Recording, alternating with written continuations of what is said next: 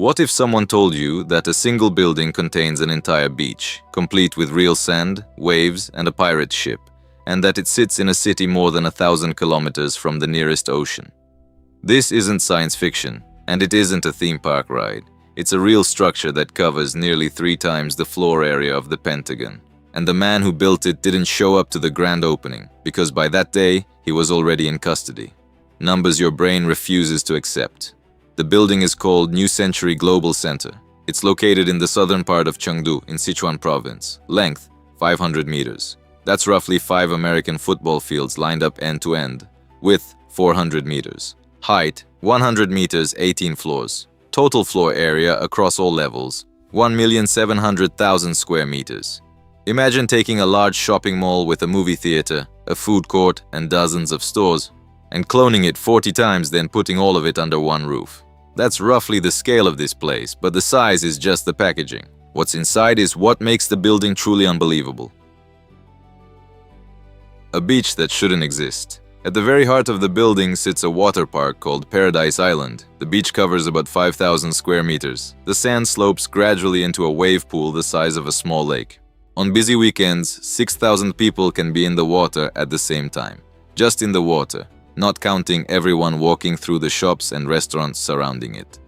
The wave pool runs on a schedule. A mechanical system triggers rolling waves at regular intervals. A lazy river winds through the entire area, carrying inflatable rings past palm trees and artificial rock formations. Water slides descend from the upper levels. At one end of the beach, a full-size pirate ship stands permanently, serving as both a climbing structure and a playground for kids. Above all of it, an artificial sun. This isn't just a lighting setup. The system combines high-powered lamps with heating elements that warm the air throughout the entire atrium and raise the surface temperature of the sand. A screen on the ceiling, 150 meters wide, projects ocean horizons and slow-moving sunsets. For Chengdu, this matters deeply. The city spends most of the year under gray skies with very little real sunlight. Inside the global center, it's eternal tropical noon, 365 days a year. Hotel guests can step out onto the balcony of their room on the upper floors and look straight down at the waves rolling below. It feels like Las Vegas, except the scale is even bigger. A city that wanted to grow fast. To understand why this building was ever constructed, you have to understand the city that commissioned it. In the early 2000s, Chengdu was already enormous, around 10 million residents. But outside of China, almost nobody had heard of it. Shanghai had the skyline, Beijing had the Olympics. Shenzhen was the manufacturing center of the world. Chengdu had a powerful tech base, outstanding food, and a reputation that never traveled beyond the borders of Sichuan province. In 1999, the central government launched the Western Development Program. The goal was to bring the country's inland cities up to the level of the coastal giants. For Chengdu, that translated into federal money, state backing, and serious momentum for expansion. Local authorities turned that into a concrete plan: push south, develop the agricultural land beyond the ring roads. The spine of the new district was to be a wide boulevard called Tianfu Avenue. The political figure driving this project was the deputy party secretary of Chengdu, and later the party secretary himself. He wanted the southern district to look like a Tier 1 city within 10 years. The pace of demolition and construction was so intense that the official picked up an unofficial nickname, Demolish, Demolish. And it wasn't said as a criticism, it carried a note of pride. The developer and his deal. Pulling off an ambition that size required a developer who could match the pace. That turned out to be a former military man turned entrepreneur, the owner of a major exhibition and tourism group. Through the 90s, he built hotels and convention centers across Chengdu, and by the early 2000s, his company had become the city's dominant private player in the events and hospitality space. In 2003, his firm acquired a large plot of land in the Southern District E at prices well below market rate. On that plot, a major international exhibition center was built, opening in early 2008. It quickly became the primary venue for large trade fairs in Western China. The project worked exactly as intended. Business travelers flowed into the new Southern District. Hotels filled up, and the entire zone came alive. For the party official, it proved that the southern push was producing real economic results. For the developer, it proved he could operate at a scale most private developers in China couldn't touch. That success opened the door to something incomparably larger. The idea was straightforward: build an indoor city. The land adjacent to the exhibition center was already owned by the company. The center was pulling in thousands of visitors. The goal of turning Chengdu into a Shanghai or Hong Kong equivalent still shaped every major decision in the city. One building, offices, retail, a hotel, entertainment. Bigger than anything in Shanghai or Hong Kong. And something Chengdu could finally point to with pride: construction and architecture. By 2010, the foundation was being laid. By the end of 2012, the main structure was up, just over 2 years from the start of work. For a building of this scale, that pace is hard to overstate. The project was designed by an architecture firm based in Shenzhen. The entire exterior is built around a maritime theme, consistent with what's inside. The roofline curves in long sweeping arcs that suggest the crests of waves. The upper edges flare outward in shapes the architects compared to the silhouettes of seagulls in flight. Above the central atrium rises an enormous glass dome. It lets in daylight when the sky allows, and becomes the ceiling of an indoor sea when it doesn't. The retail zone covers about 400,000 square meters across the lower floors. The layout is organized around themed areas, including a Mediterranean-style street with painted facades, arched windows, and storefronts styled after a coastal village in southern Europe. Running along the perimeter of the building in the outer blocks are roughly 700,000 square meters of office space. Moving people through the interior required infrastructure on the scale of a transit terminal. More than 240 elevators, underground parking for at least 10,000 vehicles, and a direct connection to a metro station. Tens of thousands of visitors a day can arrive without ever touching the surface roads. Climate control for the central atrium was its own engineering challenge. The artificial sun heats an air volume measured in millions of cubic meters. The wave pool, the lazy river, and thousands of people simultaneously saturate that same air with moisture. The central space has a dedicated mechanical system for heating, cooling, and dehumidification. The offices and hotel rooms run on separate systems with different requirements. The water park's plumbing is comparable in scale to the infrastructure of a small city. Filtration systems continuously process the water in the pool and the lazy river. The entire atrium floor is covered with waterproof membranes. Any leak would flow straight down to the parking levels below. The building sits in a seismically active region. The 2008 earthquake killed nearly 90,000 people roughly 80 kilometers from Chengdu, just 2 years before construction began. The structural design was verified against updated seismic codes. The outer perimeter blocks serve as the primary lateral support for the central atrium. Fire safety for a building capable of holding more than 100,000 people at once required a fully developed evacuation route system throughout the entire complex, an opening without its host. On July 1st, 2013, the building officially opened. The retail section started trading, the movie theater began screenings, the water park welcomed its first visitors, and the hotel opened for reservations.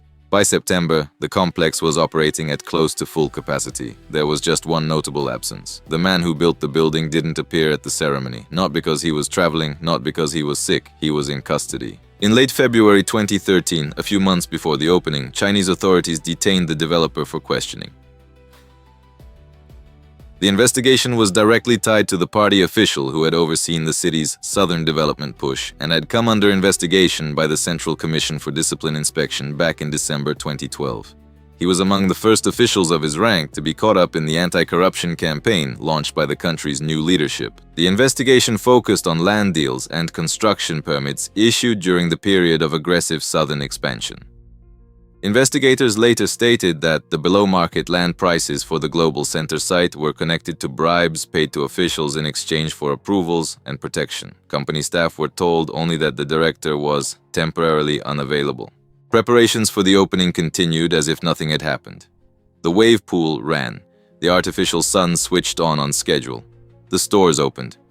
In November 2013, formal charges were filed. Land violations, fraudulent invoicing, tax evasion, credit fraud. The party official ultimately received a 13-year sentence for bribery and abuse of power. The developer's case moved through the system more quietly, with far fewer public details. The opening ceremony went ahead. Local officials cut the ribbon under the glass dome while the waves rolled below. The event was more subdued than planned. Brief remarks, a shortened guest list, People who had previously posed for photos alongside the developer at other openings kept their distance. His name did not appear in the official program. There was also something else that almost nobody paid attention to. When the land deal for the global center was structured, it came packaged with a promise. A major cultural center designed by world-renowned architect Zaha Hadid was supposed to go up nearby. An art museum, a grand theater, exhibition spaces under a curved, sculptural roof. That cultural center was the public justification for handing a private developer such favorable land terms. If part of the arrangement delivers something meaningful to the city, the preferential terms for the commercial project can be defended publicly. The Global Center opened on schedule. The Hadid Cultural Center did not. Its structural shell was partially visible from the upper floors of the Global Center, with nothing but empty space inside. The commercial building had raced ahead. The public promise had been left behind. The cultural center that had served as the justification for the entire deal never opened in the form that had been announced. That gap between what was promised and what was real quietly became a footnote. What happened to the building after that? The Global Center kept operating through all of it. Stores traded, guests checked into the hotel. The wave pool ran its waves on schedule.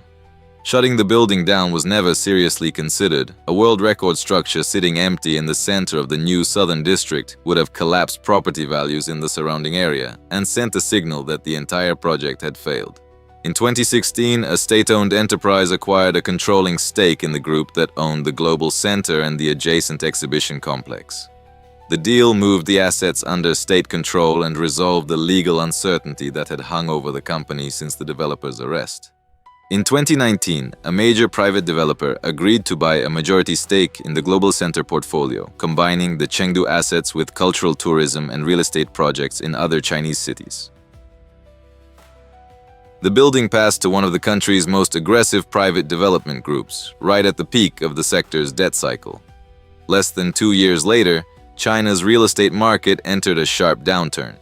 A default by the country's largest developer in late 2021 froze lending across the entire industry, and the new owner came under heavy pressure from creditors. In 2021, a portion of the Global Center's assets was refinanced through a trust structure.